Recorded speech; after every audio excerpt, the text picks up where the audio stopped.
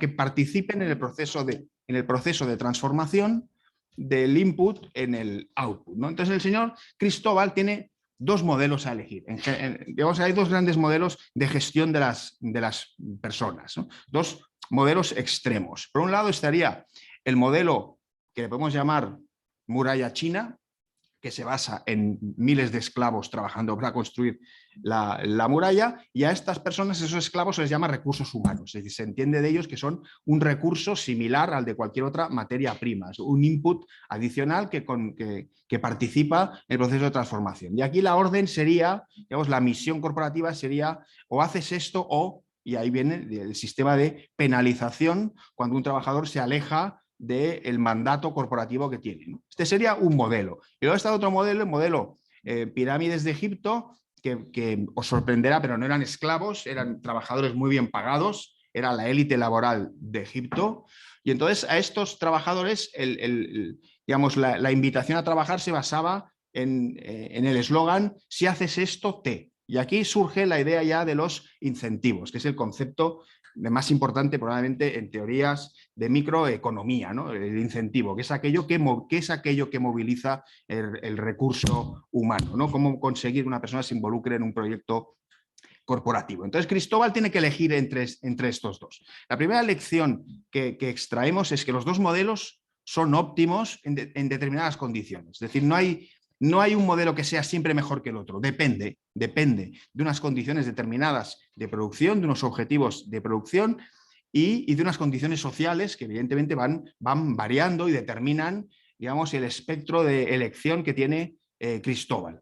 Pero no hay un modelo óptimo, hay modelos óptimos para determinadas circunstancias y para determinados entornos. Esto es importante porque al final convierte la gestión de recursos humanos en una gestión de elecciones, en una elección entre alternativas posibles. Y eso es lo que hace que el trabajo de recursos humanos sea apasionante, porque no hay un roadmap único, sino que hay que elegir aquel roadmap que más se adecua a los objetivos y a las condiciones sociales, laborales, etcétera, ¿vale? Entonces aquí Cristóbal, como le dan a elegir y están en una empresa embrionaria, pues tiene la idea de elegir porque este modelo se basa en lo que en marketing se llama liderazgo en costes. Si tú tienes trabajadores con este sistema digamos, de retribución, que es o haces esto o te despido, es decir, un sistema basado en el control, pues esto lo que te permite es una negociación mucho más fuerte por parte de la empresa y te permite, digamos, reducir costes y liderar y posicionar tu compañía en términos competitivos basados en el coste del output que ofreces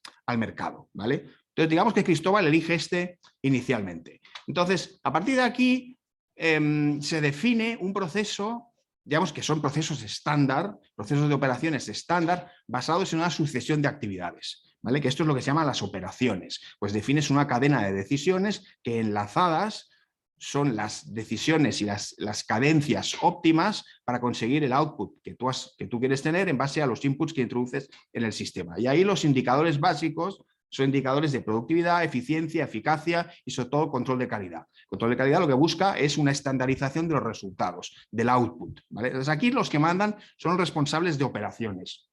Y la tarea de recursos humanos es fundamentalmente o principalmente una supervisión de control y un trabajo muy administrativo. Porque es un trabajo muy estandarizado. Es un trabajo muy administrativo. Entonces esto funciona en situaciones de entorno estable. Es decir, cuando hay grandes monopolios, el monopolio es el principal enemigo de la innovación, cuando hay grandes monopolios y una situación muy estable o en sectores muy tradicionales, este modelo funciona razonablemente bien. ¿Qué ocurre cuando el entorno cambia? Que esto es lo que pasa, y como decía Luigi, pasa cada vez más y el cambio se ha convertido en una situación permanente. El cambio ya no es un hito que ocurre de vez en cuando, sino que el cambio es permanente, ¿no? Y obedece a muchas causas, ¿no? Pues una crisis económica, que aparece un nuevo competidor en el mercado, cambios demográficos en la demanda, cambios en los productos que se ofrecen en el mercado, cambios regulatorios. También cuando el mercado se convierte escaso. Cuando el mercado de trabajo se convierte escaso,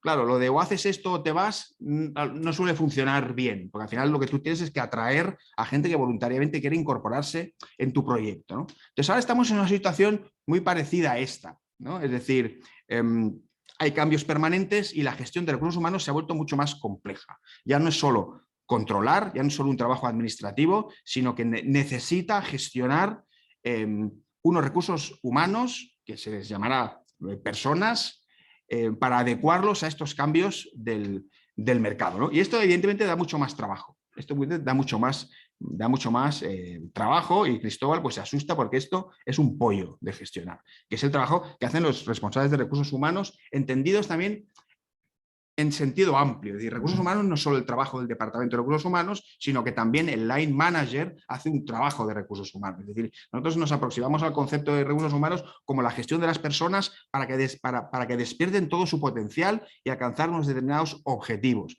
Pero eso no solo compete al Departamento de Recursos Humanos, que efectivamente tiene una parte primordial, sino que esas políticas se tienen que desplegar en cascada a través de todo el line management hasta llegar a todas las personas de la organización. Así es como entendemos nosotros la gestión de recursos humanos, como una gestión en la que participan todos los decisores dentro de la organización que toman decisiones dentro del organigrama, ¿no? Entonces aquí, cuando hay todos estos cambios en el entorno, pues la organización puede tomar diferentes decisiones. Una es no hacer nada. Esto es bastante común. Pero bueno, ya pasará los cambios, no pasa nada, yo sigo con mi política y no hago nada. Vale. Otra es reducir costes, que eso tradicionalmente a los directores de recursos humanos pues es un trabajo desagradable, ¿no? Reducir costes, reducir plantillas, eliminar redundancias. Esto es otra solución cuando un modelo basado en liderazgo en costes se ve amenazado por otras ofertas que hay en el mercado, ¿no? Pues reducir costes. O bien uno dice, pues mira, lo que voy a hacer es innovar para adaptarme a este cambio. Voy a innovar. Y acá aparece una palabra pues, que se ha puesto muy de moda porque es una palabra que se incorpora de manera efectiva dentro del management organizativo, ¿vale? Entonces, innovar, ¿qué significa? Básicamente, tomar decisiones diferentes para alcanzar objetivos diferentes. Esto es lo que entenderíamos por innovar. Y esto, como decía Luigi, es aplicable a Cirque du Soleil y es aplicable a cualquier tipo de organización. Es tomar otras decisiones entre las alternativas posibles porque nos planteamos que hay otros objetivos que queremos alcanzar para estar en una mejor situación competitiva en un mercado que está cambiando de manera permanente. Aquí lo que hace falta es cambiar la estrategia competitiva de la organización. Se puede compatibilizar liderazgo en costes con también un liderazgo en productos y en innovación, o se puede, digamos, balancear de una manera más intensa hacia la innovación, ¿no? Pero lo que es importante es que hay que transformar toda la organización. Y esto convierte al director de recursos humanos, que históricamente se ocupaba de tareas más administrativas y sobre todo de contratación de personas y tareas administrativas y a control y supervisión de una ejecución estandarizada, se convierte en otro tipo de persona estratégicamente mucho más relevante y que requiere unas competencias mucho más amplias, ¿no? Porque forma parte de un proceso de transformación de la organización. Ya no vela por la rutinización de las prácticas empresariales, sino que también verifica que se vaya transformando la organización para adecuar su potencial de oferta a los cambios que se producen en el mercado. Entonces, esto también es un key learning importante, ¿no? Que la estrategia de relaciones humanas y de la gestión de las personas está y debe estar alineado con los objetivos y con la estrategia de la organización. Y eso es muy importante porque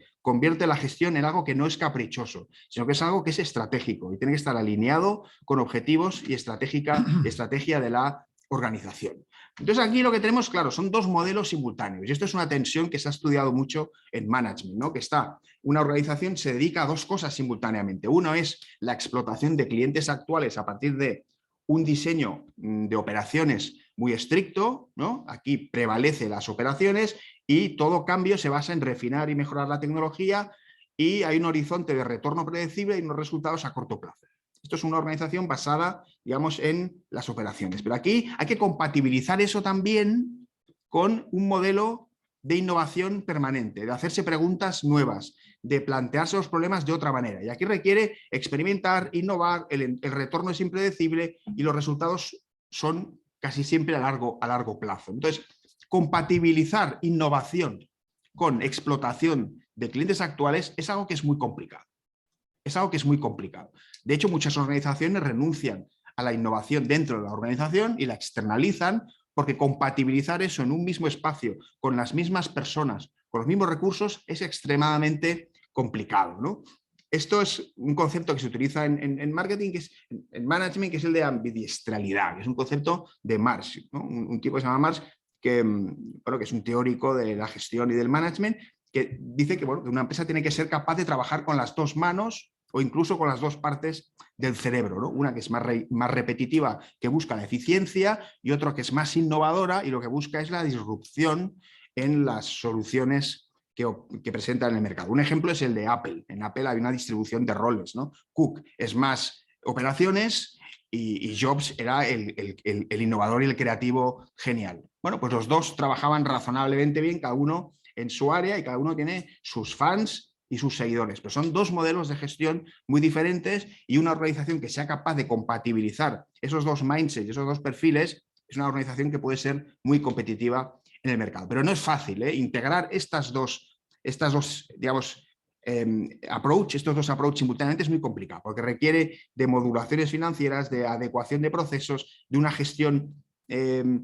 diferencial de recursos humanos y de una definición de la cultura, que es algo sobre lo que volveremos porque es muy importante, ¿no? Y luego también hay que convencer a los inversores, decir, oiga, miren, una parte de los beneficios los vamos a dedicar a innovar y no se los vamos a dar a usted para beneficio. Y entonces esto también es complicado de negociar con los shareholders, con los accionistas, digamos, que se aplace, ¿no? Que se aplace, digamos, el retorno de los de los beneficios, ¿no? Entonces, bueno, todo eso necesitas también un liderazgo muy potente, una misión muy potente, y ser capaz de exponer esa necesidad de innovación a una serie de accionistas, que lo que quieren es, pues, que se cree valor de las acciones que dispone, ¿vale? Entonces, si os fijáis, todo se va haciendo cada vez más complicado, ¿no? Y las tareas de Cristóbal se convierten cada vez en más complicadas. No solo tiene que contratar, sino que también tiene que diferenciar perfiles, hacer un trabajo de integración, definir una cultura en la que participen todos los miembros de la organización, y todo es extremadamente complicado, ¿no? Entonces, una vez la empresa ha dicho, oye, la organización ha dicho, oye, nosotros lo que queremos es innovar, no nos vamos a quedar igual, queremos innovar, es decir, hacer cosas diferentes. Al día de hoy hay que definir un modelo de innovación. Y cada modelo de innovación también asigna roles diferentes a las personas que participan de ese modelo. Y eso Cristóbal lo tiene que tener claro, ¿vale? Entonces hay varios modelos de innovación. Uno es comprar tecnología en el mercado, lo que se llama el estado de arte. Yo compro tecnología en el mercado, es decir, hay grupos ahí fuera que innovan y yo lo que hago es comprar esa tecnología. Problema, que no te diferencias de la competencia. Otra cosa que puede hacer una organización, pues comprar, los merger and acquisition. Pues voy a comprar una organización externa que innova y, además de capitalizar sus innovaciones, eliminas a un competidor. Vale, es una estrategia brillante y se utiliza también en todas las organizaciones que tienden a la búsqueda del monopolio, que es el sueño de todas las organizaciones. Tener un monopolio en el mercado es el sueño dorado de cualquier organización, ¿no?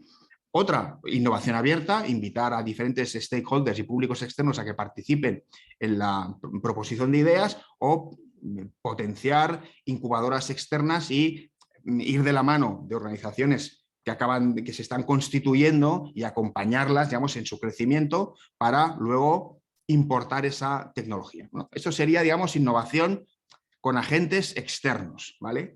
Pero también hay un modelo interno que es muy habitual, que es tener un departamento de Research and Innovation dentro de la organización. Y lo puedes tener dentro de la organización físicamente, y eso tiene problemas también, como hemos visto, de encaje, porque son personas diferentes a los de operaciones, con un mindset diferente, con unos skills diferentes, y no es fácil integrarlos físicamente. Y entonces muchas organizaciones lo que hacen es coger estos subsistemas internos y desplazarlos fuera de la organización para que no se contaminen de la estandarización, las rutinas y el régimen de control que define el approach operacional al proyecto empresarial, ¿no? Esto es una alternativa. Y la otra, que es una alternativa que en los últimos 20 años se ha ido desarrollando, es decir, no, que todo el mundo aquí innove. Ya no quiero tener solo un departamento de innovación especializado en desarrollar soluciones innovadoras y nuevas, sino que quiero que todo el mundo innove. Entonces, imaginaos aquí Cristóbal, claro, el tío tiembla, ya dice, ostras, ahora además de contratar, de velar por los perfiles adecuados para operaciones, tengo también a todo el mundo que formarle para que participen en una revolución permanente, que identifiquen líneas de mejora, que propongan, que se involucren, que se comprometan. Estamos a otro nivel de gestión de recursos de personas que es mucho más complejo, ¿no?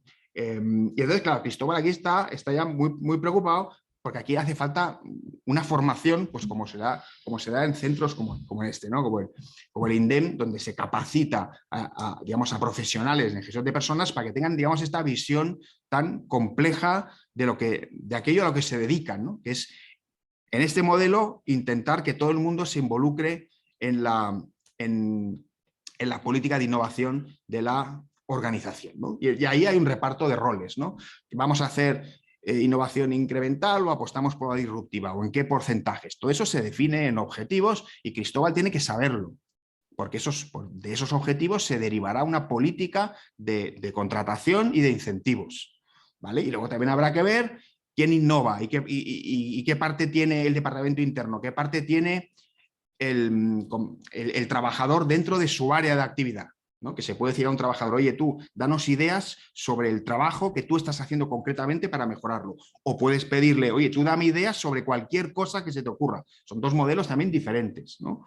No es lo mismo que a un trabajador le invites a aportar ideas de mejora sobre aquel segmento de la cadena de valor que le está gestionando, que decirle, oye, apórtame ideas de cualquier cosa que se te ocurra, ¿no? Y esa es la tendencia, ¿eh? Porque al final las personas tienen una capacidad de gestionar información que son un recurso muy válido y un activo fundamental para las organizaciones. Entonces, la tendencia es que todas las personas de la organización sean invitadas a participar en los procesos innovadores dentro de la organización. Y eso es un trabajo en el que el director de recursos humanos o director de personas o gestor de personas tiene un papel clave, porque tiene que definir la estrategia y además en cascada hacer que toda esta política se desplace a través de todo el line management para llegar a todas las personas de la organización, ¿vale?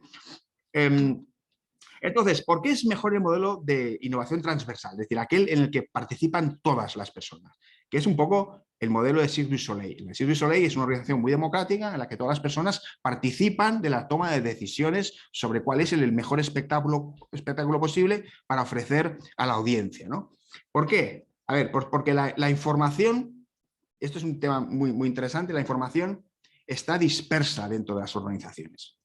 La información no está recluida dentro de departamentos estancos, la información está dispersa y fluye permanentemente y se mueve y cambia y evoluciona y además es complementaria. Es decir, cuando dos personas se encuentran, la información que tienen es complementaria y se enriquece y nos permite llegar a soluciones de síntesis mucho más innovadoras, ¿vale?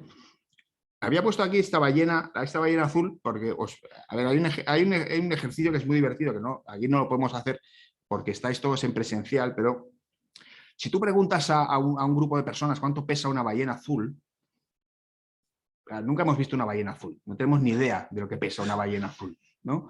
Pero todo el mundo se atreve a hacer una conjetura. Entonces, las investigaciones demuestran, y esto lo podéis hacer cuando estéis hablando con un auditorio que tenga una masa crítica suficiente, pues preguntar, oye, ¿cuánto pensáis que pesa una ballena azul? Que todo el mundo lo ponga en un papelito y ese papelito lo ponemos en una urna, luego sacamos los papelitos y hacemos una media de todas las apreciaciones de la audiencia. Y sorprendentemente descubriréis una cosa que es un fenómeno de la estadística, que es que la media de todas las apreciaciones se acerca más al peso real de la ballena azul que aquella persona que individualmente se haya acercado más al peso de la ballena. ¿Por qué? Pues porque todo el mundo, hay unos que dicen que pesa 10.000 kilos, otros dirán que pesa 27 kilos, otros 900. Como no tenemos ni idea de eso, pues al final, sorprendentemente, cuando haces una media, los extremos se cancelan y la media se acerca más al peso real que el de aquella persona que individualmente se ha acercado más al peso de la ballena azul. Eso tiene un valor teórico incalculable porque nos demuestra que las grandes multitudes, cuando opinan conjuntamente y tenemos un procedimiento de sintetizar sus opiniones y sus sugerencias, podemos alcanzar soluciones verdaderamente innovadoras, ¿no? Entonces, las personas son un activo fundamental dentro de cualquier organización y la función del director de personas o gestor de personas, o luego Luigi nos explica cuál es la terminología más que se utiliza más actualmente, ¿no? Digamos, son un activo clave y esta persona tiene un papel fundamental en la gestión de este activo, ¿no? Entonces, ¿cuándo empieza, digamos, el trabajo de este, digamos, gestor de personas? Uno es, evidentemente, el contratar, ¿no? ¿A quién contrato? Tú necesitas saber qué perfiles necesitas para encajarlos dentro de la cadena de valor de la organización, ¿no? Entonces, el responsable gestor de personas tiene que ser un experto en procesos de selección, en hacer el matching entre personas y roles, y eso es un trabajo que es muy complicado, un matching entre personas y roles, en base a el conocimiento que tienen, los skills, ¿no? Las habilidades que tiene. La cultura es muy importante, porque hay gente que es muy brillante pero no encaja. La cultura es muy importante, el mindset, y luego también temas de creatividad. Adobe, por ejemplo, lo podéis encontrar en online, un test de creatividad que os permite también evaluar vuestras competencias. Google, de todo el mundo es conocido las preguntas estrambóticas que hacen en las entrevistas, que son preguntas que son aparentemente estrambóticas, pero permiten activar tu manera de entender los problemas. Entonces, Google aprende mucho de las capacidades de las personas para resolver problemas con ejemplos, digamos, con ejercicios en las entrevistas de trabajo que parecen muy locos, ¿no? Pero te permiten desvelar eso, ¿no? Los marcos de interpretación que tiene una persona cuando se enfrenta a un problema, ¿no? La tolerancia al riesgo. Estos son valores fundamentales en cualquier equipo de creatividad. Tolerancia al riesgo, la tolerancia a un entorno incierto, ¿no? La capacidad de conectar puntos dispares, ¿no? La curiosidad. Hay una serie de valores que son consustanciales a cualquier persona que es creativa, y digamos, hay una serie de test. La prueba de Owens, por ejemplo, si os la queréis mirar también por internet, pues también desvela claves interesantes. Y entonces es importante que también que se incorpore dentro de todo el proceso de selección, ¿vale? No solo preguntar qué sabe usted hacer o qué ha hecho usted hasta ahora, sino verificar que esta persona tiene también, además de sus competencias en operaciones, de hacer su trabajo estandarizado, que también tiene una capacidad de sugerir mejoras e innovación, ¿no? Entonces, esto lo tiene que detectar el responsable de gestor de personas. También diseñar los incentivos, ¿vale? Porque una cosa es que la gente o la persona sepa hacer algo y otra que quiera. Entonces, esto ya es otro, voy a minimizar esto. Una cosa es que sepa y otra que quiera, ¿vale? Porque hay mucha gente que sabe mucho más de lo que quiere hacer. ¿Por qué? Porque no está incentivada suficientemente. Entonces, hay que definir un modelo de incentivos también para que la gente quiera hacer todo aquello que sabe hacer, ¿vale? Y eso no es fácil, es un trabajo también de gestión de las personas. Entonces se diseñan los incentivos que pueden ser individuales o colectivos o mixtos, fijos o variables. Digamos que los incentivos variables son muy importantes porque te permiten, pues como en las subastas, ¿no? Siempre te permiten maximizar el valor que intentas extraer de las personas, ¿no? Es decir, el variable es muy importante, porque el fijo tiene un tope, pero el variable te permite desvelar el potencial de cada persona, y cada persona llega al variable que le corresponde en función de las capacidades que tiene adicionales al estándar que preveía el director de contratación cuando contrataba a esta persona, ¿no? Entonces está el ¿qué sabes hacer? Vamos a ver si te podemos ayudar a que quieras hacer todo lo que tú sabes hacer, y además, y esto es otro tema complicado, vamos a diseñar un ecosistema creativo dentro de la organización que permita que además puedas. Porque si el profesional o la persona sabe hacer algo, quiere, pero la organización no tiene un ecosistema fluido, pues tampoco sirve para nada. Entonces, aquí también tiene que participar el responsable de gestión de las personas, verificar que el entorno creativo facilita que esta persona que sabe hacer cosas y que las quiere hacer, las pueda hacer, ¿vale? Entonces todos conocemos organizaciones o hemos trabajado en organizaciones en las que sabemos cosas, las queremos hacer, pero chocamos permanentemente con una organización burocrática, lenta, o que no le interesa para nada nuestras sugerencias. Entonces, armonizar todo esto es un trabajo del equipo de gestión de personas, alineados con otros departamentos, ¿no? Pero aquí Cristóbal tiene un trabajo fundamental de definición. Entonces veis que ese trabajo es complicado de narices. Es complicado de narices. Claro, y luego a esta persona cuando dices, venga, pues me interesa, te contrato, a bordo, welcome, le mandamos una carta que estamos muy felices de incorporarla a la organización, vale, todo eso hay que plasmarlo de alguna manera. Entonces, otro tema fundamental que se estudia mucho en microeconomía es el contrato. Los contratos es muy difícil contractualizar todo aquello que esperas que haga una persona. Entonces siempre hay un área de incertidumbre que es la voluntad de esa persona para hacer cosas que no están en el contrato. Porque es imposible hacer un contrato, digamos, que incluya todo aquello que tú esperas que haga. Entonces, en teoría, en economía se está debatiendo mucho todo este tema del papel de los contratos. Claro, cuando se trata de fabricar productos, pues históricamente había la retribución a destajo, es decir, te pago por cada pieza que haces. Bueno, conforme la productividad aumenta, al empresario le interesa pagar por horas, porque hace más piezas en el mismo espacio de tiempo. Entonces, ahí se impuso ya el trabajo por horas. Pero claro,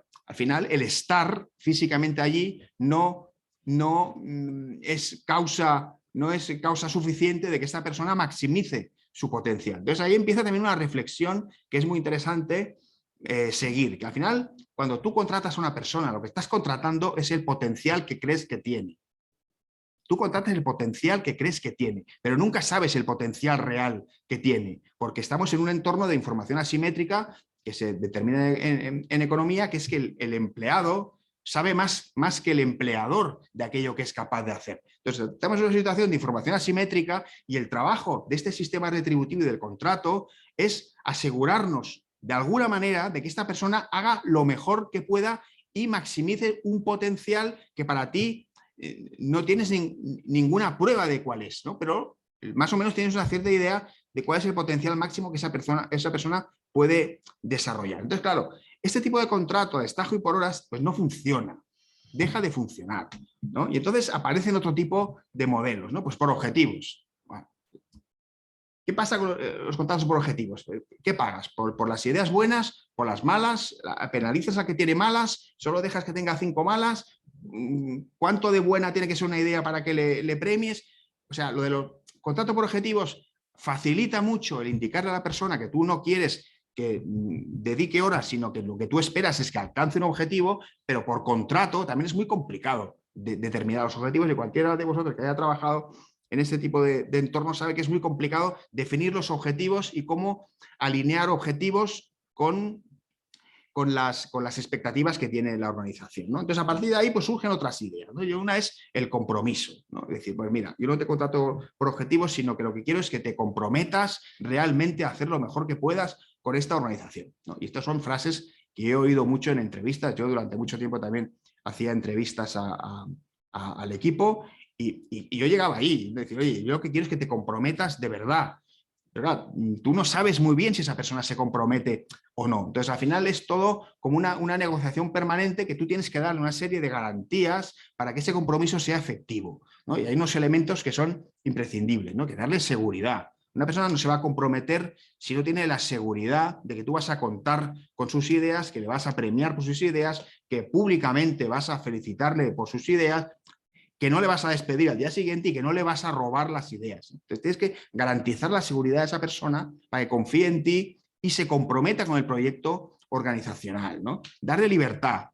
O sea, estas personas que pueden tener ideas quieren tener libertad, autonomía para tomar ideas. Necesitan que se confíe en ellos. Necesitan estar en una empresa que tenga además un propósito, ¿no? Y cada vez más la gente exige un propósito corporativo en la organización en la que se sume. Starbucks, ahora nos lo contará Alba, ¿no? Pero Starbucks es una empresa con un gran propósito, una empresa con un gran propósito corporativo en el que participa toda la organización. Y luego él nos contará algunos ejemplos. Y luego el win-win. El win-win es fundamental. Es decir, oye, si ganas tú, gano yo, y si la organización gana, ganas tú también, ¿no?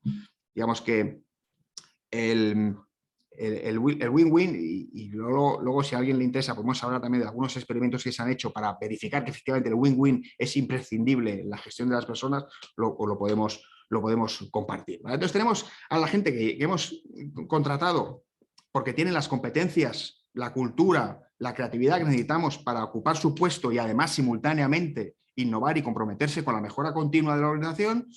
Hemos diseñado un sistema de incentivos de win-win, es decir, oye, aquí si gana la organización también ganas tú, y eso necesitas transparencia organizativa, ¿vale? Y también es un reto de las organizaciones, transparencia para que la persona o el empleado sepa que efectivamente hay un reparto equitativo de los beneficios corporativos, eso es el win-win basado en el trust, pero luego hace falta definir el diseño innovador, ¿vale?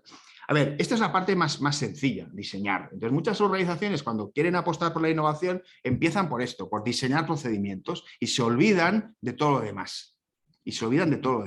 ¿No? Entonces, en fin, para no alargarnos demasiado, al final la innovación se basa en tener ideas y transformar estas ideas en innovaciones. Una innovación es cuando algo llega al mercado y funciona. Eso es una innovación. Si llega al mercado y no funciona, eso no es ninguna innovación, eso es un invento, ¿vale? Entonces, aceptemos por innovación aquello que el mercado ratifica como competitivo respecto a diferentes ofertas, ¿no? Entonces, necesitas definir un modelo para convertir estas ideas en innovaciones en todo lo que hemos visto, en el proceso, en la tecnología, el modelo de negocio, en todo eso.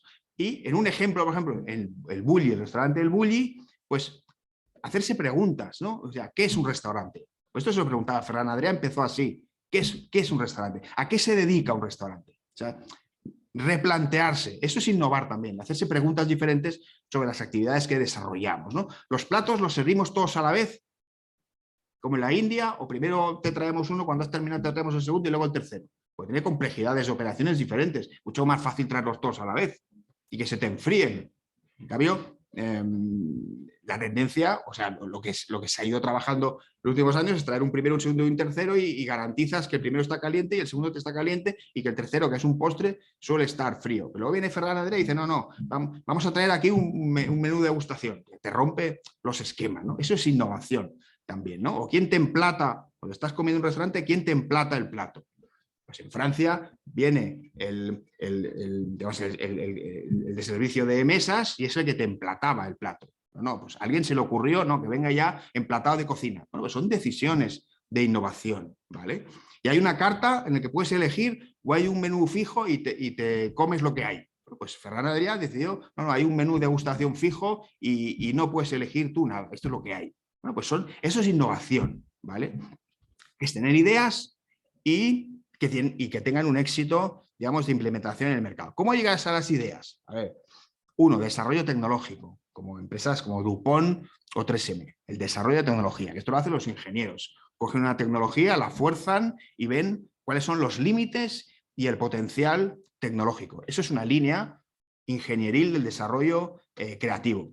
Otro es, en Toyota, la mejora continua. Cualquier persona en su área de actividad tiene la obligación de detectar ineficiencias, lo que llaman los residuos, detectar ineficiencias y sugerir dentro de su brigada, de su grupo de trabajo, sugerir mejoras, ¿no? Bueno, pues aquí la mejora surge de cualquier punto de la organización. Cualquier persona que está dentro de la cadena de valor tiene la posibilidad de identificar líneas potenciales de mejora en aquella área en la que participa. Y luego está otro modelo de innovación que es el basado en análisis de mercado, que sería lo que es el design thinking, que se ha puesto tanto de moda, que empieza por definir un objetivo. En el caso del Bulli el objetivo es renovar el menú cada año.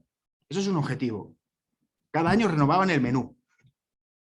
O sea, no repiten el menú 2 años seguidos. No, pues eso hay que trabajar mucho para eso. Pues ese es un objetivo que se marcaba el Bulli, ¿no? Miles de experimentos y de esos experimentos 125 pasaban la prueba y se incorporaban al menú degustación. Pero el objetivo era este, renovar 100% el menú cada año. Bueno, pues todo proceso de innovación basado en mercado necesita un objetivo claro. Y eso forma parte, digamos, de la decisión del equipo de dirección o del CEO, ¿no?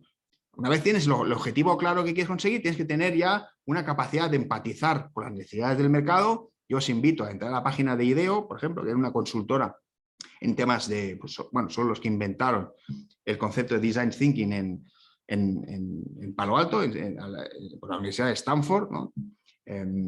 Y tienen el proceso ese está muy protocolizado y yo creo que es un proceso que funciona muy bien en desarrollo y creatividad basada en el mercado, ¿no? Luego se trata, digamos, de formular el problema, formularlo, ¿no? Es decir, una vez sabes más o menos lo que quieres hacer, la necesidad no atendida, tienes que formularlo. Y eso es muy complicado. Formular un problema parece fácil, pero no lo es, ¿no?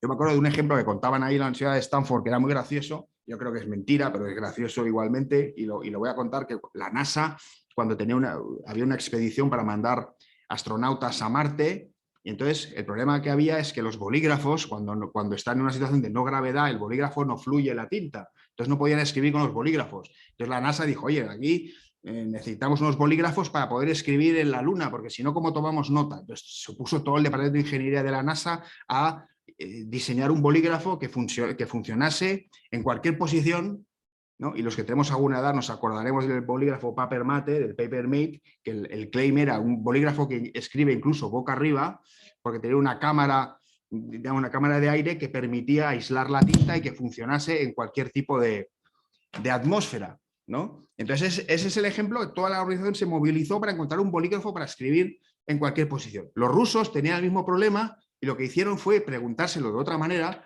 y fueron a la Luna con un lápiz.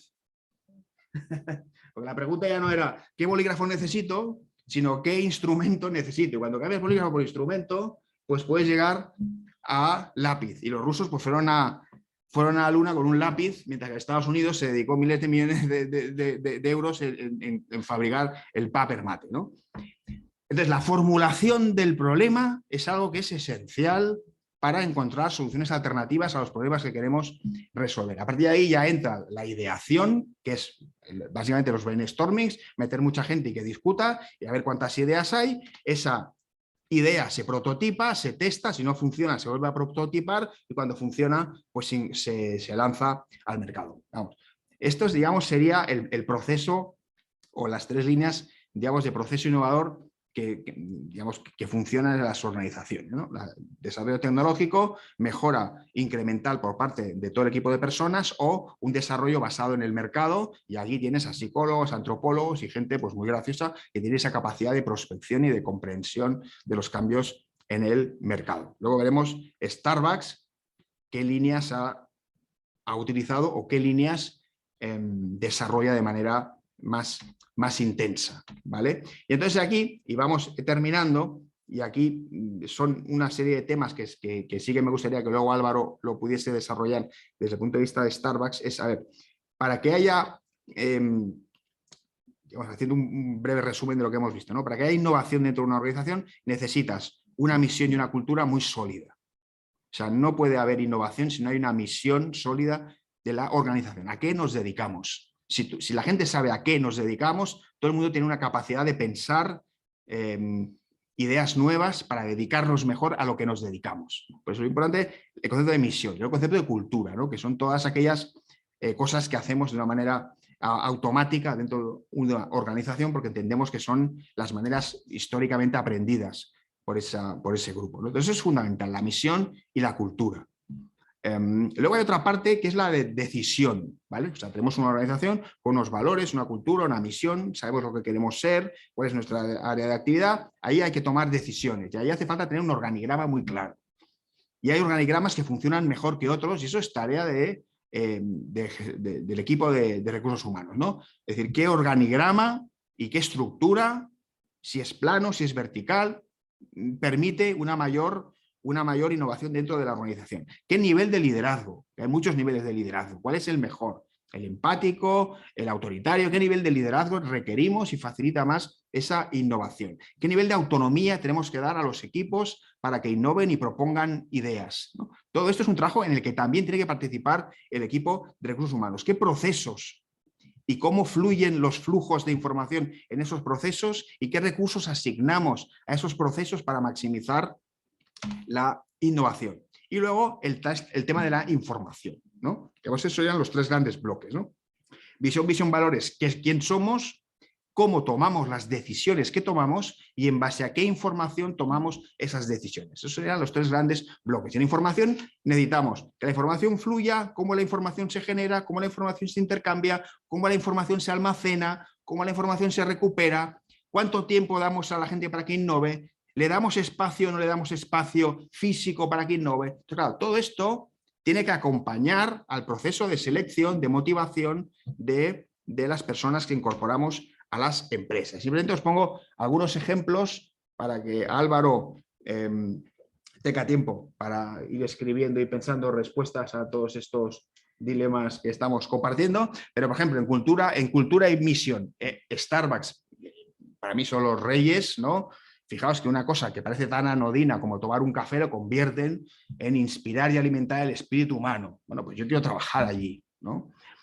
Y luego ya te dan unas pistas de por dónde quieren innovar, ¿no? Persona a persona, copa a copa y un vecindario en cada momento, ¿no? Pues ahí ya me indican a mí dónde quiere posicionarse la compañía, ¿no? Ahí ya me indica dónde me invita a mí como partner, ¿no? Que es un poco, es la jerga interna dentro de Starbucks, como partner, ¿qué espera la compañía de mí? Además de servir un excelente café, ¿no? Entonces eso es una invitación a innovar, porque yo tengo claro lo que quiere hacer la compañía, ¿no? O Vic, ¿no? Que también tiene una mission statement muy claro que a mí como empleado sé por dónde quieren o por dónde esperan que yo les dé ideas, ¿no? O Nokia, que tiene los 7 Golden Rules. Al final hay un concepto americano que es el de los Simple Rules. Al final todas estas cosas tienen que basarse en Simple Rules.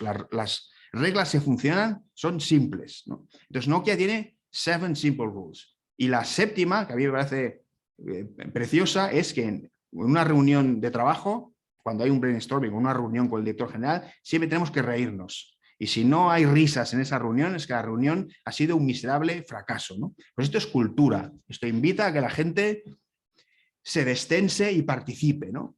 O Apple, contratar gente inteligente y luego darle poder para que tome decisiones. También es una invitación para que yo como persona me involucre en el proyecto de la compañía, ¿no? O Google, ¿no? Que tiene su jerga, ¿no?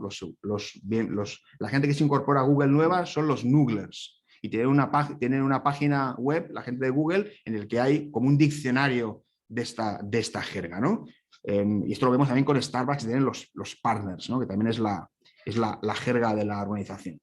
En la segunda pata, que sería decision making, en procesos y organigrama, pues tenemos el fracaso de Xerox, ¿no? ¿Cómo fue posible que Xerox desarrollase tanta tecnología puntera y no fuese capaz de introducirla en el mercado? Pues simplemente porque no habían flujos internos de decisión óptimos. Y al final todas estas ideas que desarrolló Xerox PARC, las desarrolló Steve Jobs en Apple, ¿no? ¿Pero por qué? Porque no habían esos procesos, ¿no? O la NASA, que tiene el concepto de madurez tecnológica para saber el nivel de innovación que tiene cada innovación que estamos teniendo. O el BULLI, ¿no? El BULLI destina el 22% de la facturación a innovación. Bueno, pues eso es un compromiso corporativo, ¿no? Que es el de recursos, ¿no? ¿Cuánto apuesto, cuánto dedico de mis beneficios para innovación? Porque esto es un dinero que no le das al accionista y al capitalista, ¿no? Entonces, bueno, todas las empresas, digamos, todas las grandes empresas competitivas tienen todas, digamos, estos grandes elementos, ¿no? Por lo que hace espacio-tiempo, BMW,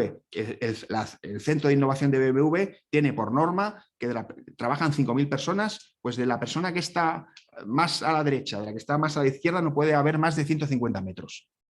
Entonces está diseñado para eso, para que se puedan encontrar de vez en cuando, ¿no? Máximo de 150 metros. Si es más, la gente no interactúa, no se reúne, no comparte información, no contrasta. Y eso es importante porque forma parte del capítulo Information, ¿no? O el MIT está diseñado para que hayan encuentros aleatorios y que choquen. Y el profesor de física choca con el profesor de matemáticas y dice, oye, ¿qué libro llevas? Y empiezan ahí a hablar y de ahí surgen chispas creativas, ¿no? Entonces, fomentar los encuentros aleatorios en una organización es fundamental para que personas con información diferente se encuentren, choquen y creen ideas juntas, ¿no? O el BULLI, ¿no? El BULLI, el tema de la diversidad que contaba Luigi, ¿no? El BULLI tiene un ejército de lo que llaman agitadores, pues que hay diseñadores, gráficos, escultores, químicos, de gente que orbita alrededor del BULLI, que se reúnen y que aportan ideas, y eso es lo que ha permitido que BULLI, por ejemplo, utilice pues, sopletes para la cocina, porque eso fue una idea de un diseñador industrial, o el tema de las texturas, porque eso fue una idea de un químico. Entonces, la transversalidad, la diversidad y poner a esta gente en común y que se encuentren aleatoriamente y también encontrar espacios físicos para que trabajen es fundamental, ¿no? O para terminar, 3M, por norma corporativa, el 15% del tiempo de trabajo que tienen los empleados lo pueden dedicar a lo que les dé la gana. tienen que proponer una línea de desarrollo tecnológico y se les cede el 15% de su tiempo para que innoven y para que desarrollen esa idea que han tenido de la manera que consideren, ¿no? Entonces, digamos, que dicho así parece muy fácil, ¿no? Bueno, tienes el 15% de tiempo, ya, necesitas recursos económicos para eso, informar a la gente, motivarla, incentivarla, dotarles de un espacio, de una metodología, de que haya un proceso, no como pasó en Xerox, es decir, cuando alguien tiene una idea, que la corporación se comprometa a desarrollarla, ¿no? En Estados Unidos le llaman esto el patronage, ¿no? Que es que haya el CEO o el manager superior acompañe esa idea, ¿no? Y no frustre las ideas, ¿no? Entonces, ¿os parece? Dejamos esto aquí. Yo creo que hemos tocado muchos temas muy diversos y dispares que espero que a Álvaro le ayuden para ordenar un poco todo el conocimiento y la experiencia que tiene y que seguro que nos vamos a reír mucho porque le conozco. Es un fenómeno, una experiencia brutal y además es un storyteller que disfrutaréis mucho con todas sus ideas. Muchas gracias, Jordi. Y antes de ceder la palabra a Álvaro, me gustaría presentarle, ¿no? Álvaro es director general de Starbucks España y Portugal. Trabaja como ejecutivo del grupo Vips desde 1998 y ha llegado a su cargo actual en 2003 tras dirigir diferentes áreas de operaciones del grupo. En 2004 liderado el lanzamiento de Starbucks en Francia, en 2008 el lanzamiento de esa misma marca en Portugal. También ha sido director general de otras marcas, tales como Wok, TGI Fridays y Wagamama. Y antes del grupo Vips, ha trabajado para Macro, que es un mayorista neerlandés de entre los principales que operan en España. Álvaro, te tengo que decir una cosa. Yo no conocía esta empresa Macro y esta mañana venía aquí en coche y he visto 2 furgonetas de Macro. Cuando he visto la primera, he dicho, hombre, ya estaba. Pero cuando vi la segunda, pensaba que había algo diabólico de por el medio. Entonces, te lo quería. Y al igual que Jordi, Álvaro es una persona muy solvente también desde un punto de vista académico. Es licenciado en Economía y conseguido un MBA por el Instituto de Empresa, que es una de las principales escuelas de negocio a nivel internacional. Álvaro, como comentaba Jordi, nos hablará del caso de Starbucks. Por favor. Gracias Luigi, gracias Jordi. Estaba pensando en lo que Jordi decía de ameno, storytelling, entretenido, fantástico.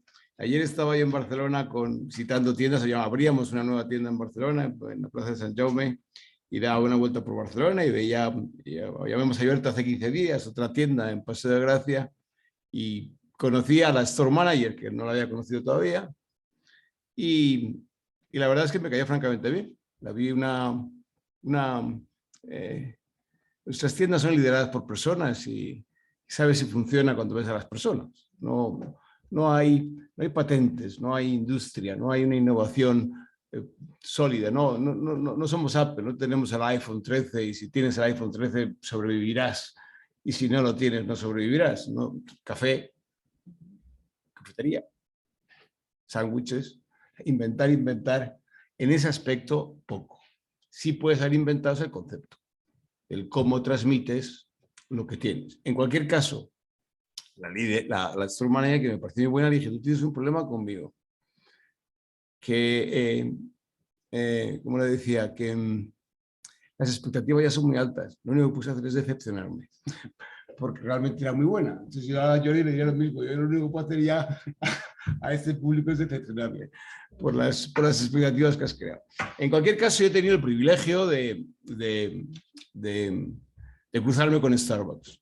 Starbucks es una compañía que a mí en lo personal me ha enseñado mucho. Me ha enseñado mucho, sobre todo, de las cosas que hablaba Jordi, de la organización y de un modelo de cómo organizarte y cómo plantearte las cosas más que el negocio en sí.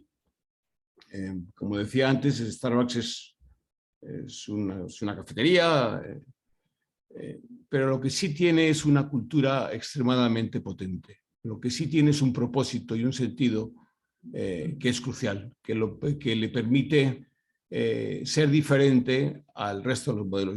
En las empresas en que generalmente trabajas, prácticamente los propósitos son brutalmente básicos, que es ganar dinero. Y casi aceptas cualquier cosa mientras que ese propósito se cumpla. Realmente todo lo demás es movible.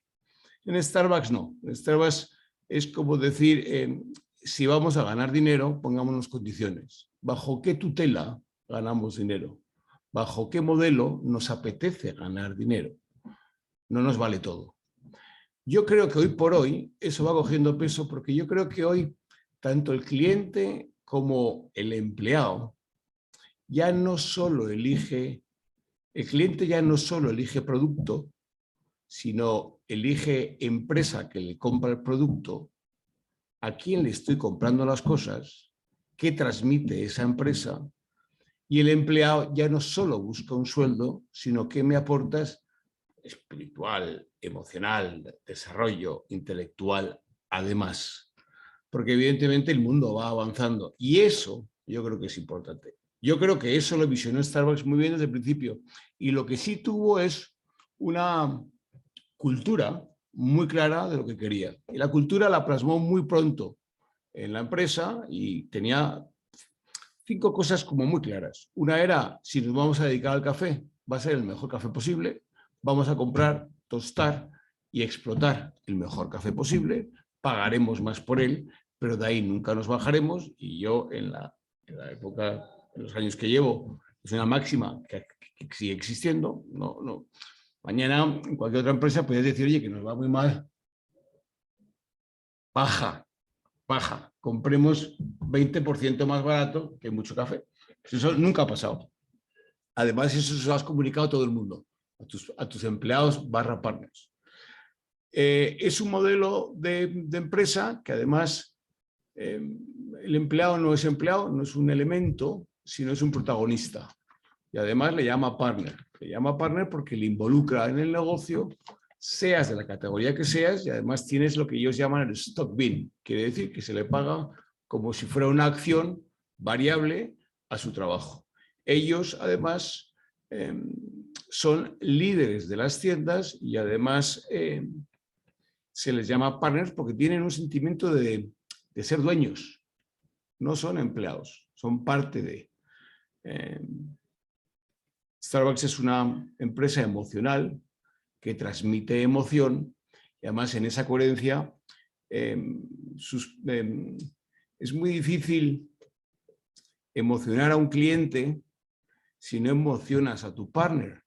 Tú no puedes decirle, so cabrón, sonríe, porque eso es un cortacircuito.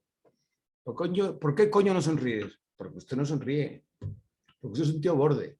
Entonces, si usted es un tío borde, pues yo no necesito la inspiración. No se puede pagar la sonrisa, no se puede pagar la actitud. Entonces, la actitud, lo que entiendes, las empresas lo que necesitan, tú puedes ser como quieras ser, pero lo que tienes que ser es coherente. Si eres rudo, pues serás rudo, fenomenal. Entonces, busca gente ruda, busca gente sensible, porque tú eres insensible. Pero no puedes buscar ser insensible y buscar gente sensible, porque nunca va a funcionar, porque vas a mentir. Y no funciona. Si quieres emocionar a tus clientes, emociona a tus partners. Yo siempre he pensado, siendo elemento mediador de la compañía, que mis clientes son los partners. En el mismo momento que ellos me compran algo, yo ya no me tengo que preocupar por el cliente, ya se encargan ellos. Yo no tengo que buscar al cliente, yo les tengo que buscar a ellos.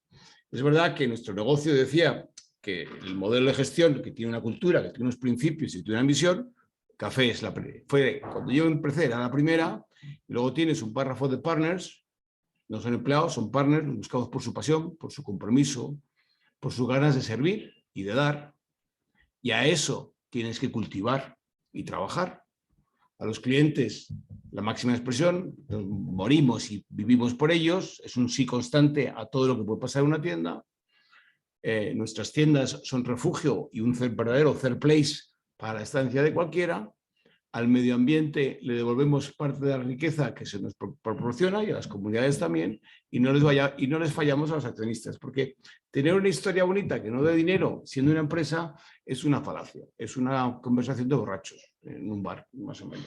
O sea, me encantaría, y a mí también, pero eso lo estamos tú y yo porque nadie nos escucha, porque no te escuchan porque no aportas. Entonces, la verdad tienes que cumplir y aportar. Y esas son las condiciones. Esa misión y principios que la tienen desde que arrancaron a terminar en una, que es nutrir el espíritu humano, taza a taza y comunidad a comunidad. Y no hay más. es una compañía de, tú decías, recursos humanos o de personas. Pues Starbucks pretende ser una compañía de seres humanos. De hecho, la primera frase que se acuñó del primer director, digamos, de operaciones de la marca era: no estamos en el negocio del café sirviendo a personas, estamos en el negocio de las personas sirviendo café. Es decir, realmente estábamos en el negocio de las personas. Lo que intentábamos es que cada persona que entraba en una de nuestras tiendas se fuera con un estado de ánimo diferente. Para eso teníamos un colectivo de seres humanos a los que tenías que sorprender igualmente, enamorar, empatizar y provocar, y que se sintieran con un nivel de compromiso hacia la empresa y hacia la marca muy por encima de lo normal, porque realmente no tenías más. Esto es sencillo de decir y sencillo de hacer siempre y cuando tengas la coherencia de qué es lo que quieres hacer. Lo que creo es que a veces jugamos más al aparentar que el ser, y ese es un camino de corto recorrido. Al final se te cae. Hay empresas que dicen: no, es que para mí las personas son lo más importante. Se está dando un guantazo. No sé, no lo veo claro. Es decir, realmente piensa realmente lo que dices y ejecútalo, desarrollalo, trabájalo e invierte en ello, si no pasa nada. Yo no pretendo tampoco pensar que si estás en el negocio de las personas sirviendo café, lo que tienes que hacer es pagar muy bien. Tienes que pagar justo y tienes que pagar bien. Pero más importante que ser justo y tratar bien es darles un proyecto quizá más grande de lo que ellos son, que se sientan importantes, respetados, que cumplas, que les escuches. Tú hablabas de innovación. Mucha de la innovación que ha salido de Starbucks ha sido de los empleados, porque se sienten partícipes del proyecto. El frappuccino es una innovación de un partner. La música en las tiendas es innovación de un partner. Las diferentes leches, porque Starbucks nació muy purista, era un café de arábica 100%, y solo se daba con leche entera, leche fresca. No había posibilidad de otras leches. Pero según los mercados, la semi-hidratada y la trigo, todas han sido evoluciones. Ahora son bebidas vegetales, pero mucha evolución y mucha transformación viene del propio empleado, porque realmente somos tenderos a cosas pasar en las tiendas. Pero yo creo que el modelo era francamente básico. Cuando nosotros empezábamos en España, Starbucks, pedir en Starbucks el primer día es una especie de paranoia que yo creo que aterra a cualquiera que vaya, porque no hay nada que sea normal, sobre todo en un mercado como el nuestro. Nosotros nos decían cuando abrimos en el año 2002, por cierto, este año cumplimos 20 años, que iba a ser un desastre, porque estábamos llenos de cafeterías, hay 300.000 cafés en España, el café es muy convenience y muy barato, es decir, tomarte un café vale lo que vale. Además se podía fumar, que en esa época en Starbucks ya no se podía fumar, y todavía en España se podía fumar. Y no sé si lo he dicho, pero vamos a tomarte el café en un vaso de papel, complicado. Y ahí estábamos nosotros, que además cobrábamos pues 3 euros. Pues ya, encima de que te quitábamos todo eso, 3 euros. ¿Creías tú personalmente en ello? No, bueno, yo era parte de un proyecto y, bueno, he sido toda mi vida remero. Entonces me dan un remo y a remar. Y ahí tiro el camino y lo que tenga que ser. Yo fui aprendiendo en el camino que había una cultura, que había una pasión, que había una manera diferente de hacer las cosas, que se construía taza a taza, que se enamoraba cliente a cliente, que una vez entraba un cliente había que sorprenderle, y eso lo hacían ellos, y tú tienes que sorprender al partner. Y todo eso fue un viaje en el que fuimos construyendo, y lo que sí construíamos era un modelo muy diferente, un café de muy alta calidad. España tiene, es verdad que todavía sigue trabajando mucho el café robusta, café que tiene mezcla de azúcar, pero que estamos muy acostumbrados a ellos. Pero bueno, esto venía un café mucho más limpio, era un café, en fin, y trabajaba sus cosas. En cualquier caso, el método funcionaba y además éramos premium, pero ibas a una caja, pedías, lo recogías y te sentabas. No había servicio a mesa, aquí era... lo cambiábamos todo. Con la arrogancia de pensar de que, oye, que somos lo que somos, pero eso hay que construirlo, como todo hay que construirlo. Y lo van a construir ellos, además, los partners o empleados, porque no había otra, no había otra patente. En cualquier caso, oye, pues un café con leche, vamos a decir que se llamaba un latte, que además podías pedir, los tamaños eran todo el grande 20, que todo tamaño parece que uno es más grande que el otro, pero a todo el grande o 20. Bueno, una cosa, claro, estaba el cappuccino, estaba el caramel macchiato, estaba el mocha blanco, estaba el mocha normal, en fin. Llegaba un señor allí y no sabía qué pedir y se ponía, no sé qué me sugiere, y el partner que lo tenías brutalmente apasionado, que le habías metido un chute de cultura y de Amalé le ofrecía cualquier cosa, pero el otro se la compraba. Claro, la historia es que pedía pues, caramel macchiato grande. Pagas el caramel macchiato grande, que debía pagar el pobre 5 euros, y todavía no sabía que se había pedido, y luego llegabas al pick-up point, que era el sitio de recogida, y la historia era, gritabas las bebidas, ¡caramel macchiato! Pero claro, no se acercaba ni ibas a por la bebida, porque el susodicho no sabía ni lo que había pedido. O sea, había dicho a todo que sí. Sí, por cierto, sí, eso, sí, eso, 5, eso. Claro, se iba al pick-up point y no recogía nada. Y claro, nos pasaba que se nos quedaban las bebidas, la gran, entonces se nos quedaba ahí. Con lo cual hubo un momento en que un partner dijo que por qué no le poníamos el nombre. Cosa que hubo que convencer a toda una organización, porque claro, cambiar. Era una organización siempre abierta a la aventura. Con lo cual, pues, les pusimos nombres. Algo que ahora existe en toda la organización. Entonces ahora dices Álvaro Caramel Macchiato. Ya el del Álvaro, ya mientras que no te encuentres los Álvaros juntos, pues funcionó. Y así fuimos avanzando. Es verdad también que es difícil no ver hoy en España a alguien tomando un café en vaso de papel por la calle. Algo que fue instalado por Starbucks en el 2002. Es decir, las innovaciones nuestras no han sido innovaciones de... Starbucks tiene 87.000 maneras de tomarte un café, entre tamaños, siropes, leches y tipos de café. Nosotros jugamos y siempre he dicho que nuestra competencia son 300.000 bares que inventaron una cosa que se llamaba café con leche, que todo el mundo, vayas al bar que vayas, pides café con leche y te entregan siempre más o menos lo que estás esperando, pero somos muy planos a la hora de tomar, bueno, nuestra customización o personalización, que si en vaso de cristal, que si la leche mediana, que largo de café. O sea, no le veo mayor riqueza, que está muy bien, que no digo yo, claro, vas construyendo cosas que tienen otro sentido y que tienen, ya no es un café, ya es una bebida. Y una bebida que puedes enriquecer de muchas maneras y que es un viaje en el que uno te tiene que incorporar. Y ese viaje, el partner o empleado es el embajador. Con lo cual, si a mí me preguntáis cuál es... Starbucks trabaja muchos elementos diferenciadores, porque es un café de altísima calidad, algo que no sabe si llega o no llega al cliente y tiene una versatilidad. Pero yo creo que para mí de las cosas más orgullosas de las que estoy, de la compañía en la que trabajo, es que el ser humano, el partner, por llamarlo de alguna manera, creo que es el elemento que ha construido este negocio. Es decir, yo creo que en nuestro negocio siempre decimos que la gente viene por el café y se puede quedar por el sitio porque estás cómodo, porque yo siempre pensaba al principio en los primeros pasos de Starbucks, yo me encontraba muchas mujeres solas en el Starbucks, pero es difícil encontrarte una cafetería una mujer sola en esa época. Son hostiles. No sé por qué, son hostiles. La cafetería es hostil. No sabes por qué. Lo parecía, lo era, y Starbucks no lo era. Es un sitio donde puedes estar solo, estás con tu ordenador, estás conectado, nadie te va a molestar, nadie te va a decir. Pero si la gente vuelve, yo creo que tiene mucho factor la persona. Y eso no lo puedes imponer. Yo creo que estamos ahora en modelos donde ya se pasa de jefes a líderes, se pasa de imposición a convencimiento, a inspiración. Se pasa a ser parte de, se pasa a que estés comprometido con, no te sientas un ser, un elemento usado, un recurso, como decías antes, un recurso de la empresa, sino ser parte de la solución, no ser parte del problema. Y creo que eso es muy bonito porque yo creo que es más fácil de lo que parece integrar y liderar y emocionar y enamorar e inspirar, y es más desagradable, antiguo posiblemente, el imponer, exigir, machacar, remarcar y negativizar.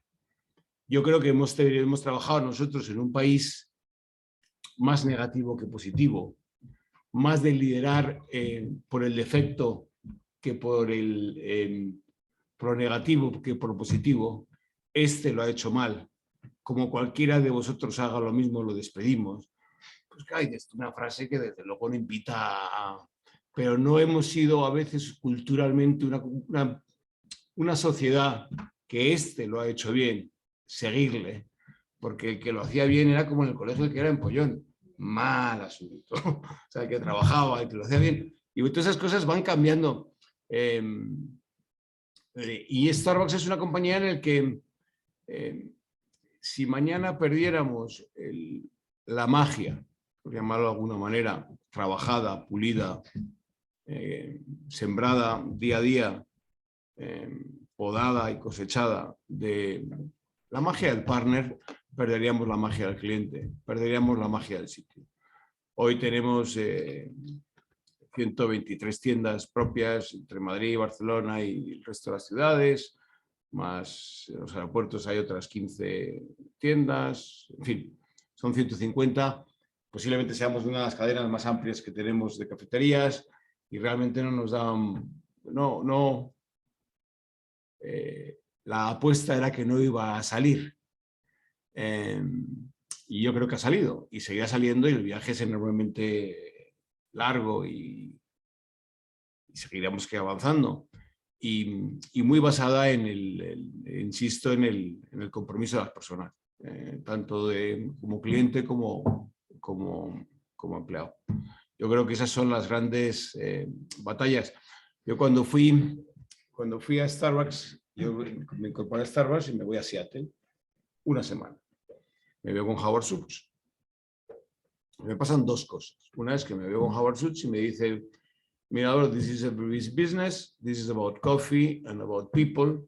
I will take care of the coffee, you will take care of the people. Fenomenal. Entendí lo que entendí y luego tuve que construir. Pero fíjate que eso me lo dijo hace 20 años y sigue siendo lo mismo. This is about coffee and people. Es una compañía emocional. Y luego me pasó que tuve un fórum con una store manager allí. Entonces la store manager empezó a hablar. Yo trabajaba en Vips, estaba Vips, Ginos, España, no estábamos en blanco y negro, pero acaba de llegar el color, como que dice, ¿no? Entonces cojo a la store manager y cuenta que hay un cliente que ha dejado de venir. Claro, yo pensaba en Vips, que había un cliente que ha dejado de venir, que si no sé si reconoceríamos a los clientes, para empezar. Y luego si no ha venido, pues no ha venido. Pues no vino, no va a venir siempre que tú quieras. Pues había dejado de venir. Y entonces lo comentaron entre ellos, que a mí ya me parecía esto un poco raruno. Y se fueron a buscarle. Digo, ¿de dónde vas? Entonces llamaron a la puerta de su casa porque sabían dónde vivía. Le dijeron que sí le pasaba algo. Y le dijeron que sí, estaba enfermo. Y le dijeron a su hermana que no se preocupara, que le llevábamos la bebida. Y le llevaban la bebida todos los días que estuvo enfermo. Claro, yo oía eso y digo, pues como Esther Jovis, estos galos están locos, o sea, pues de la misma índole. Estos galos están locos. ¿Cómo voy a llegar yo? Y esto fue en el 2002, que hay mi incorporación. En el 2006 tuvimos un foro en Barcelona, toda Europa, todos los Starbucks de Europa. Y entonces nos dijeron intentar. Starbucks es una empresa muy storytelling, es decir, la cafetería es un sitio de barrio, es un sitio de cambiar hábitos, de que pasen cosas, de que se conecte humanamente. Por eso vas. Es un sitio donde vas a relajarte, ya no a tomar café, vas a tomarte café, vas a relajar, vas a dar una clase de inglés, vas a una conversación, vas a leerte un libro, vas a hacer una presentación, vas a hacer la presentación vía digital de Jordi al resto del mundo, vas a hacer cualquier cosa. Y perdido, no sé qué estaba diciendo. El 2006. Bueno, y entonces nos contaron que nos buscáramos historias. Claro, yo me di cuenta que en 4 años habíamos creado, pero entonces me acuerdo todavía que una de las historias era que teníamos una tienda en Sevilla, en el centro comercial de Nervión, y había una relación con un cliente de tal índole que era una pareja que se habían conocido en la tienda, iban a tener su primer hijo, ella estaba embarazada y toda la plantilla de la tienda había ido al paritorio. Con 2 narices, digo, fíjate las relaciones hasta dónde van a llegar. Bueno, pues ahí estaban. Independientemente que haya muchas en las que partners y clientes pues montan en bicicleta juntos, porque se crean relaciones realmente. Por eso cuando dices que la gente vuelve por ellos, es verdad. Y entonces dices, y al final, la pregunta que se me puede hacer siempre es, bueno, ¿y qué hacéis para eso? Primero, una cultura que es sólida y verdadera. No es un bluff, es una realidad. Tus partners te importan y ellos lo saben. Quizá no seamos posiblemente... Tus partners te importan, la marca les importa, se cree en la historia y la nutren, la defienden y la lideran. Y eso es, si cara al cliente es taza a taza, cara al partner es conversación a conversación. No hay más. Es algo que pasa desde arriba hasta abajo. Si yo no tuviera ese perfil, no funcionaría. Si yo tuviera otro talante, no funcionaría. Si ese sentimiento o cultura la perderíamos, pues no funcionaría. A mí me pasó otra historia de personas que son en una cafetería o en un negocio, cuando un cliente te escribe para felicitarte o para quejarse, solo lo hace de la experiencia humana. Nunca lo hace porque la tienda esté sucia o el plato estaba frío. Si te habla del plato que estaba frío es porque el camarero es un tío desagradable. Porque a un camarero agradable le perdonas un plato frío. A un camarero desagradable no se lo perdonas. Y a un camarero desagradable no le perdonas que el restaurante esté sucio. Y las felicitaciones, yo no he visto a nadie que dice, oye, te felicito porque estaba el restaurante limpio. Pues no, no. Te felicito porque estaba el plato caliente. Pues tampoco. No lo he visto nunca. Te felicito. Lo que te sorprende es el ser humano y lo que te decepciona es el ser humano. Estamos en un negocio de servicios, no hay tu tía. A mí me pasó contigo, en una de las clases que dábamos en el IE, al único que le he dado speeches es con el maldito Jordi. Es el único que es capaz de engancharme, no sabemos por qué. Pero bueno, entonces teníamos una clase y un caso de final. Business case, de esos que me llamáis, ¿cómo se llama? Un caso de fin de curso. Case study. Un case study. Con lo cual yo le di a todos los alumnos después de mi clase mi email. Por si tenían alguna duda del caso, porque el caso era de Starbucks. Uno de ellos me puso una nota, me puso un email y me dijo, era una chica, una chica muy guay.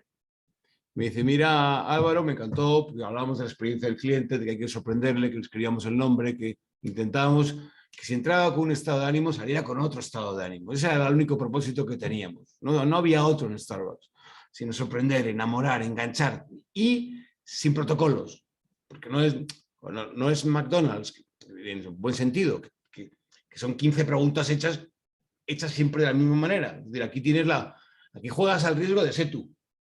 Enamórale, pero a tu estilo, tienes tu manera de hacerlo. Luego hay disciplina. El café, el latte es exactamente siempre el mismo y el caramel maqueto es exactamente siempre. Una conexión humana es una arbitrariedad, no puede ser protocolaria. Hola, buenos días, ¿cómo estás? A todos 1000 veces, hola, buenos días, ¿cómo estás? Pues eso no es una conexión humana. No puedes escribirla. Pero lo que tienes que decirle es, enamórale. Entonces, claro, te encuentras un tío borrico para enamorar, pues dices, mira, es que no vales. Lo intentas, pero no. Tendrás que separar, pero no puedes. Ese es el trabajo que tienes que hacer. Tienes que hacerla. El ser humano es imperfecto, pero no importa, los negocios imperfectos como el otro, las arrugas bella. Pues claro que sí, pues venga, vamos a por las arrugas bella.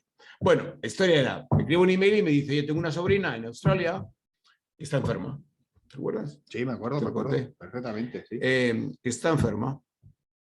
Ella va a Starbucks en Australia todos los días. Bueno, todos los días, muy frecuente, no me acuerdo. Muy frecuente con su padre. Y ya lo del nombre estaba enganchado. Entonces, ella lo que hacía era la niña, que tenía 10, 12 años, era cambiarse el nombre todos los días. Porque era una cosa que más le divertía. ¿Cómo es tu nombre? María. María, tu chocolate. Había tomado chocolate. Al día siguiente, Paca. Lo que fuera. Y taca. Entonces lo pasaba pipa. Iba con su padre, le pedía un chocolate y cada vez se le cambiaba el nombre.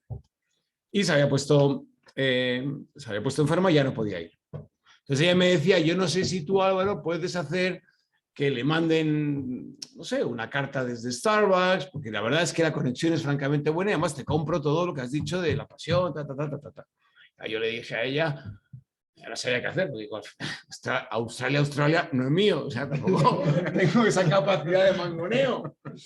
Y entonces lo que hice fue traducir al inglés la carta que me mandó y se la di a mi contacto en Europa. Y le dije, oye, mira, la carta se explica por sí mismo, yo no te puedo decir nada sobre ello. Simplemente mi única responsabilidad hasta este momento es entregarte la carta y si podéis hacer algo lo hacéis y si no lo hacéis, pues no lo hacéis. Que es lo mismo que le había dicho a ella, porque al final tienes que ser transparente o honesto. Bueno, no me inventé nada. Pero para hacer la historia corta, esa carta, si no recuerdo mal, que fue hace muchos años, si no recuerdo mal, yo se la mandé a Rich Nelson, se llamaba. Él la mandó a Seattle, al director de operaciones internacional, que la mandó a Australia, al director general. El director general la mandó al director de operaciones y el director de operaciones la mandó al district manager, que es district manager son los jefes de cada district manager controla 10 tiendas, pongamos de 10 barrios, y de ahí bajaría la tienda. Bueno, pues todo ese viaje tardó 24 horas. Y a las menos de 48 yo tenía una foto del equipo de la tienda de ella de Australia con un set, con un teddy bear de esos que habían intentado entrar en su habitación y no les habían dejado porque la enfermedad no permitía la entrada y le habían dejado en recepción el paquete de regalo.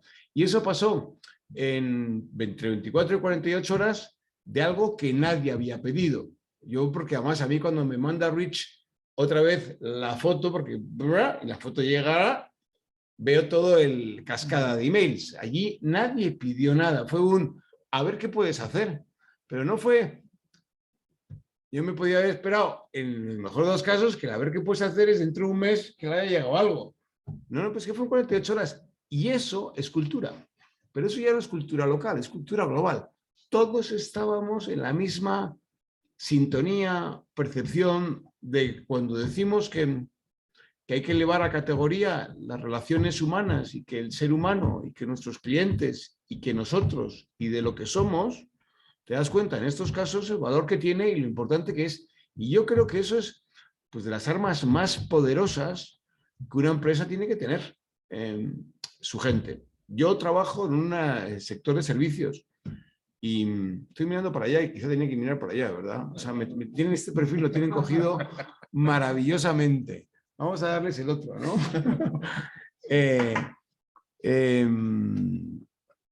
Pero vamos, yo creo que trabajo en un negocio, en un sector de servicios, no es un sector industrial, hay 1000 sectores. Pero sí, el día que deje Starbucks, si montara algo, desde luego lo haría con el mismo estilo, con la misma actitud, porque llega un momento que también te planteas, yo no sé si ganar dinero es fácil o difícil, será lo que sea, pero no es lo mismo ganarlo de una manera o ganarlo de otra. No es lo mismo hacer partícipe a los que están contigo, devolverle parte al planeta, hacer las cosas correctas o no hacerlo. Desde luego, casi se eleva más el viaje aunque gane menos, renuncio a menos cosas y renuncio a la ambición de hacer lo correcto, de no dejar a nadie detrás que merezca la pena, de haber escuchado, oído y contribuido y haber permitido que entre todos construyamos, de devolverle parte a esa erosión constante que tenemos, porque creo que todos estamos más orgullosos y aunque nos suplique un sacrificio, es mentira. Creo que menos da más. Creo que cuando no estás pensando en el número y piensas en tu propósito y eres coherente con tu propósito, el número es mayor. Creemos que nosotros les decíamos a los partners, cuando entre un cliente, no le robes la cartera, roba el corazón.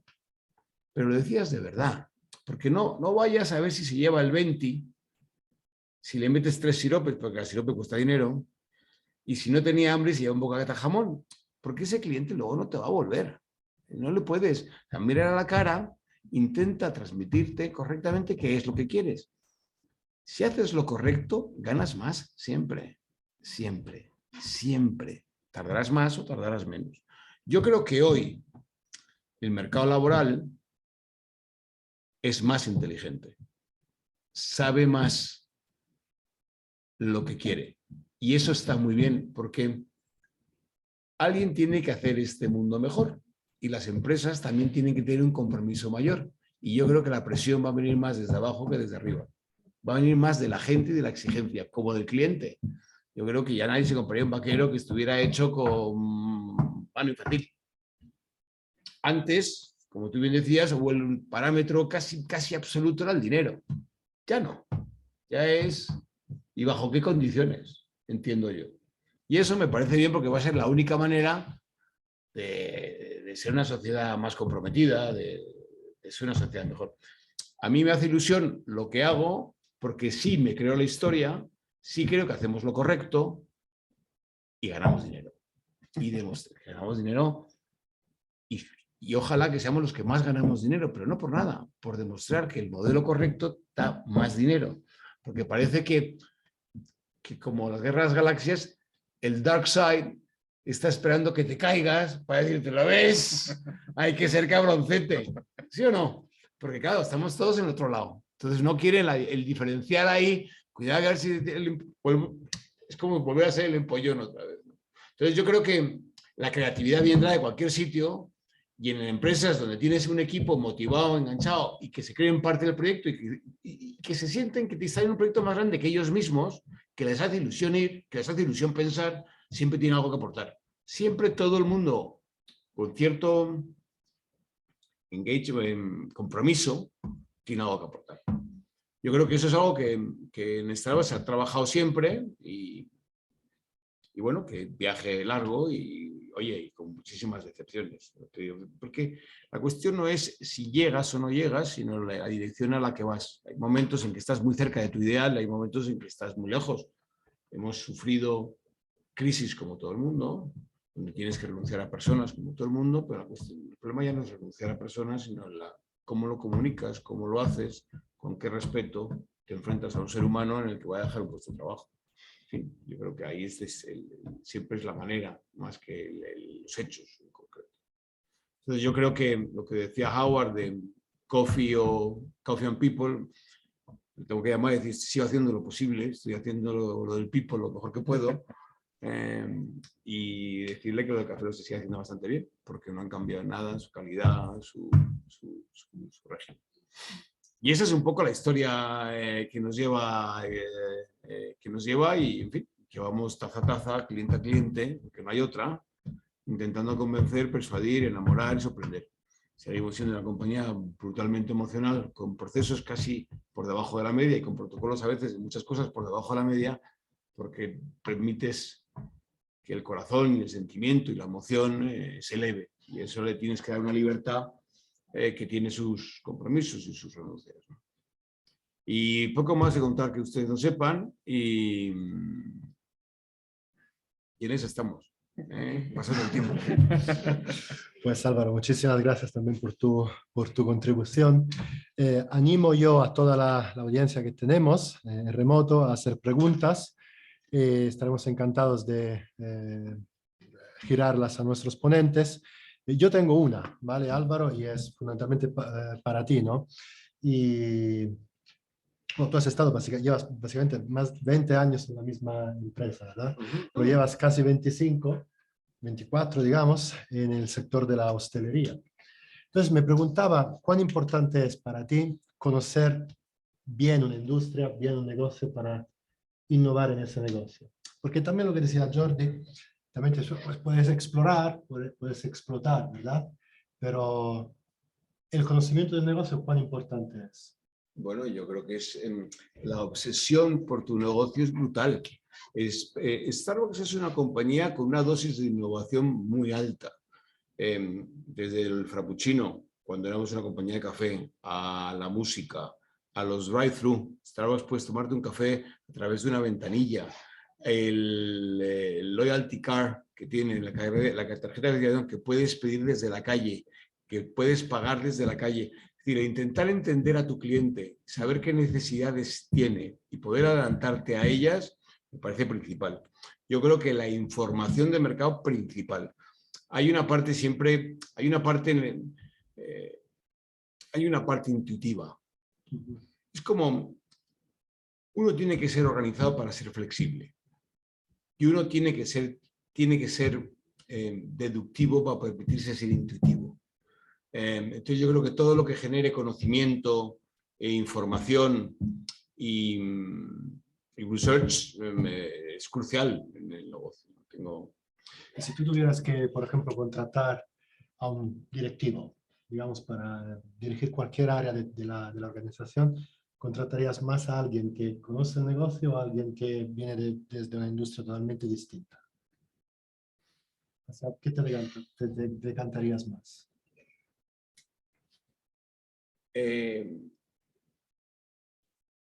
Yo, que soy yo, no te digo ni Starbucks, me encanto mucho por el ser humano, por la persona que conecte con la cultura de mi compañero. Creo que lo demás, eso, si no me encaja, el viaje va a ser malo. Lo otro es algo que puedo resolver durante el viaje, su conocimiento, pero si no tiene esa empatía, ese entendimiento de mi negocio, como Starbucks lo expresa y lo siente, creo que todo conocimiento que tenga no me vale. No me vale si no sabes transmitirlo como la marca necesita. Es casi decir, si no vas a ser amigo, no te quiero, por muy listo que seas, porque te quiero primero amigo de mí y de mi gente, y luego de esos, el listo. No sé si contesto así. Creo que sí, creo que sí. Tengo otra pregunta aquí de Luis Santamaría, que es el director de la Indemi, que nos está siguiendo en remoto. No, esta pregunta es para los dos, para Jordi y para Álvaro, respecto a la innovación en Starbucks, ¿no? O sea, pregunta Luis, que es catalán, tú eres catalán también. Y tú también. No, es de madrileño. Vale, no. Podemos decir que las principales fuentes de innovación son el partner y el cliente. Por ello, es un modelo claro de innovación abierta, permeable, la que tenéis en Starbucks. Yo creo que toda innovación en Starbucks prácticamente viene desde la tienda. No viene desde un laboratorio. Es decir, prácticamente es entender desde la tienda cuáles son las necesidades que un cliente puede tener, independientemente de que hay una constante innovación en las maneras de beber café. Y eso es algo que quizá puede venir más de fuera. Pero el cómo hacer que el third place o la tienda sea más relevante, sea más cómoda, que la gente que tenga prisa para recoger su bebida pueda ir más rápido, que la ventanilla, todo eso yo creo que son necesidades que a través del partner o a través de los clientes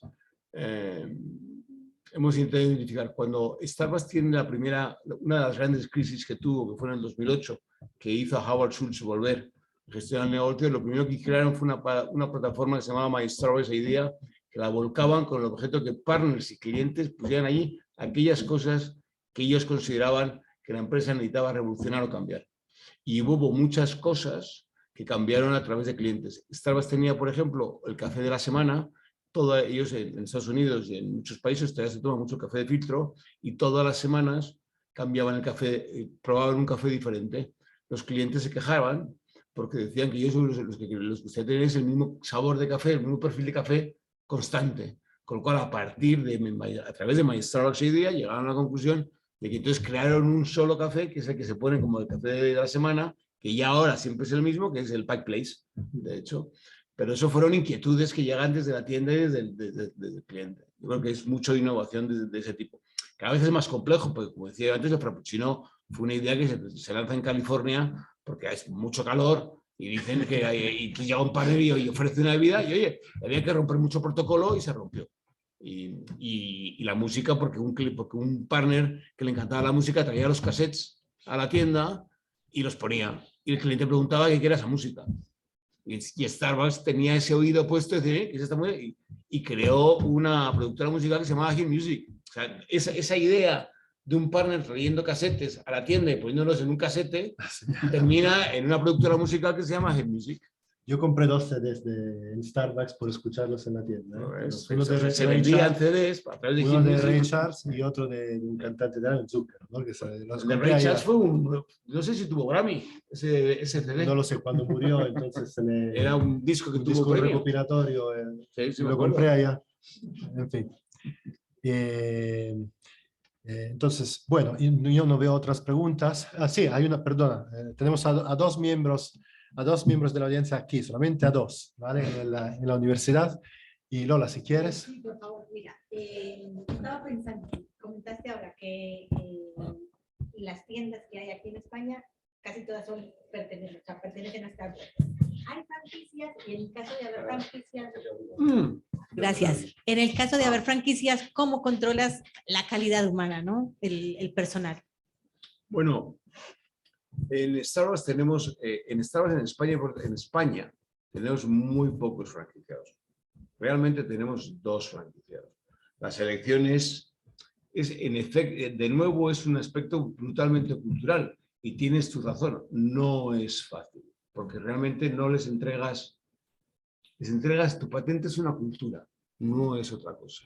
No es una compañía en la que el franquiciado, porque ellos la expansión de Starbucks principalmente ha sido propios, ellos tienen propio todo Estados Unidos y China, y geolicenses, o sea, regiones grandes, tienen, pues en Europa nosotros tenemos España, Portugal, Francia y Holanda, y en Latinoamérica tienen nuestro propio grupo, Alsea, tiene la mayor de los países, la mayoritaria, con lo cual hay mucho desarrollo propio. Pero también hay franquicias, en Inglaterra hay franquicias, en Francia hay una parte que es franquiciado, y eso ahí se te crea tienen una inmersión en la marca altísima, como un partner más. Lo que pasa es que luego tienen la obligación de liderarlo, pero tienes razón que es uno de los trabajos muy sensibles a realizar, porque arriesgas mucho. Si no compras, si lo que compras es la cuenta de resultados y no la cultura, tenemos un problema. Tenemos que garantizar que compres cultura y cuenta de resultados. Tenemos que tener la responsabilidad de que compres cultura, que eso da cuenta de resultados. Pero a veces los ojos se te van al pastel. Es peligro. Ese es el peligro. Hay otra pregunta. Bueno, de entrada, Luisa, el director, nos manda los saludos y nos da las gracias por la charla, que se me había olvidado comentarlo antes. También otra pregunta por parte de Patricia Galeano. Entonces, Patricia comenta una cosa también muy interesante, que es la siguiente. Como han mencionado, los incentivos de los empleados han cambiado con los años. No solo buscan altos salarios, sino otras fuentes de bienestar laboral. En su opinión, ¿cuáles son las principales fuentes de bienestar laboral que buscan los trabajadores hoy día? ¿Cuáles de estas fuentes pueden llegar a ser tan importantes que los empleados puedan llegar a organizarse para sindicalizarse? Entiendo, Patricia, no sé si me lo puedes aclarar, que es también para Jordi.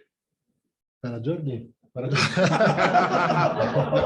quieres hablar de esto? No, pero fíjate, yo diría 2 cosas. Nosotros tenemos parte de sindicatos. A mí siempre dije que me encantaría ser el sindicato de mis partners, porque mi vocación es defenderles.